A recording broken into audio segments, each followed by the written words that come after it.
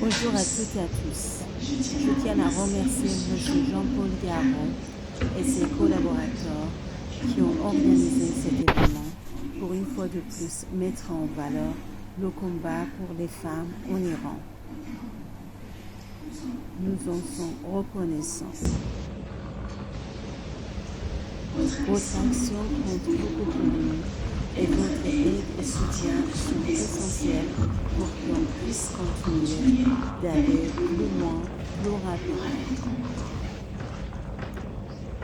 La révolution en Iran est la première menée par les femmes. Elle ne concerne pas que les Iraniennes. Elle est surtout soutenue par les hommes et femmes libres du monde entier. Aussi, on bien senti l'importance de cette révolution pour la société humaine. Dans l'histoire de la civilisation iranienne, les femmes ont eu une place essentielle. Les reines ont gouverné sur le territoire depuis environ 500 avant Jésus. Parmi elles, Hattusa, Amestis, Esther, Estatira, Roxana, Zad, Shiri, Yurandor, Osanador, Cassandor et Luta.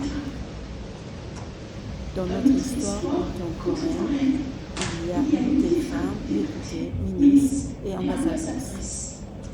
Le droit de vote a été accordé aux femmes en 1962 sous Mohammad Reza Shah.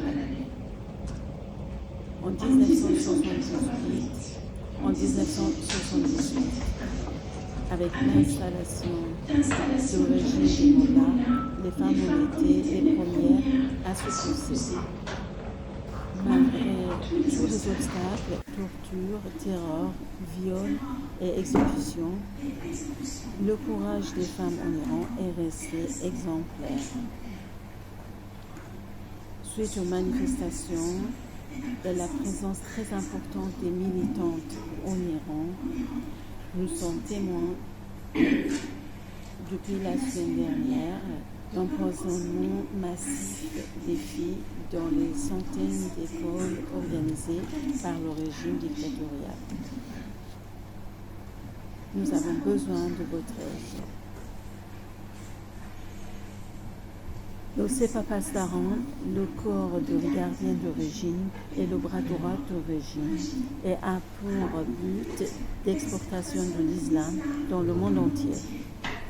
Et comme nous avons très bien pu le constater pendant cette révolution et toutes leurs actions destructrices précédentes en Iran et dans le monde entier, nous savons que ce ne sera pas d'une manière pacifique.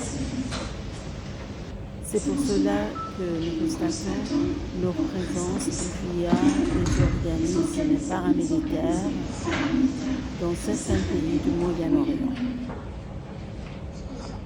Reconnaître le Sepa-Pasdaran comme un organisme terroriste, c'est le premier pas vers la déstabilisation de ce régime criminel.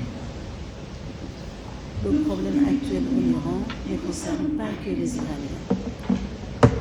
Il concerne le monde entier.